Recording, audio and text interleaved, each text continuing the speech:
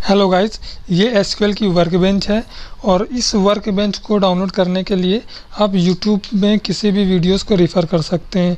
और इसके बाद हम लोग जब ये प्लस आइकन पर आएंगे तो इसके बाद एक स्क्रीन खुलती है जिसमें हम लोग एक अपने कोई भी नाम डाल लेते हैं सबसे फर्स्ट पे, और उसके बाद जब हम लोग उस पर अपना पासवर्ड डालते हैं तो ये चीज़ बन जाती है। तो मैंने डेवलपर नाम से बनाया हुआ है और इसके बाद हम लोग इस डेवलपर को ओपन करेंगे जिसके अंदर हम लोग अपनी क्वारीज लिखेंगे।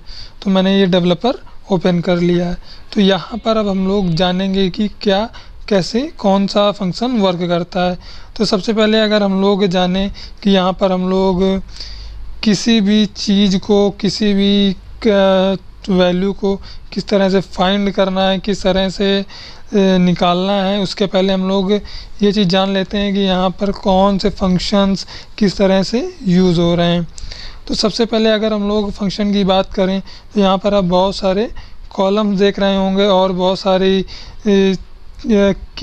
फिगर्स देख रहे होंगे। तो सबसे पहले अगर हम लोग ये यूज़र एंड ये समथिंग प्रिविलेजेस में आएंगे तो इसके बाद हम लोग सेलेक्ट करेंगे अपने फर्स्ट यूज़र पर जिसमें मेरा डेव यूज़र नाम से, और उसके बाद सॉरी मैंने ये गलत किया, पहले मैं डेव यूज़र सेलेक्ट करूँगा। उसके बाद एडमिनिस्ट्रेटिव पर आएंगे और यहाँ पर चेक कर लेंगे कि सब पर ये टिक है कि नहीं टिक है। मेरे में टिक है इसलिए सब मैं इसको हटा देता हूँ। उसके बाद अब हम लोग क्या करेंगे कि यहाँ पर जानेंगे किस तरह से अब हम लोग अपनी क्वारीज़ को रिज़ॉल्व करते हैं और किस तरह से यहाँ पर हम लोग लिखेंगे। तो सबसे पहले मैं शो डेटाबेस करूँगा। ये क्या करेगा शो डेटाबेस? शो डेटाबेस बताता है कि यहाँ पर इस डेटाबेस के अंदर जितनी भी टेबल्स हैं वो सारी टेबल्स आपको शो कर देगा। तो जहाँ पर ये मेरा एरो है यहाँ पर रन करने से क्या होता है कि ये जिस लाइन को हमने सेलेक्ट किया है वही वाली क्वारी को ये रन कर देता है, और इसके बगल में जो आइकन है इसको अगर हम लोग क्लिक करेंगे तो सारी क्वारी को रन कर देगा। तो मैं एक एक क्वारी को रन करूँगा और उसके बाद जैसे देखिए मैंने शो डेटाबेस किया और यहाँ पर अगर मैंने रन किया जब, तो आपने इसका डेटा देख लिया कि मेरे पास क्या क्या डेटा था। उसके बाद अब हम लोग क्या करेंगे कि यहाँ पर जैसे कि मैंने ये जाना कि यहाँ पर क्या क्या चीज़ें थी, अलग अलग फंक्शंस होते हैं। तो हमें ज़्यादातर वन बाई वन क्वारी को रन करना होगा, अभी एक साथ सारी क्वारी को रन नहीं करना होगा। इसके अलावा अब हम क्या करेंगे, इसके बाद अब हम देखेंगे किस तरह से किसी भी डेटाबेस को हम लोग किस तरह से बनाएंगे, किस तरह से उनमें वैल्यूज़ पुट करनी है, किस तरह से हम लोग उनमें वैल्यू को एडिट करेंगे। तो आप एक बार फिर से डेटाबेस देख लीजिए। सो गाइज़, अब हम जानेंगे किस तरह से हम लोग किसी भी टेबल में डेटाबेस को बनाएंगे। तो डेटाबेस बनाने के लिए हम यूज़ करते हैं क्रिएट फंक्शन का, क्रिएट डेटाबेस, और इसका आगे नाम लिखने से हमारा डेटाबेस बनके तैयार हो जाता है।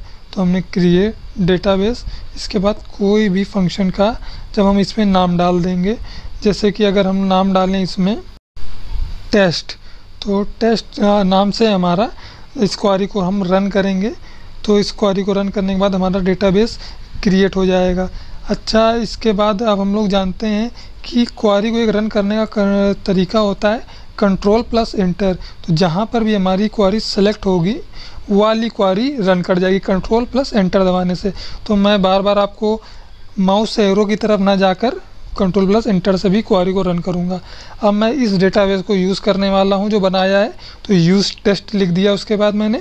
और अब हम क्या करेंगे कि एक टेबल को बना के देखेंगे। उसके पहले हम लोग शो डेटाबेस करेंगे या शो टेबल कर लेते हैं। सबसे पहले देख लेंगे कि किस तरह से हम लोग टेबल दिख रही है जो हम लोगों ने बनाई हुई है। तो let's run, wait just second.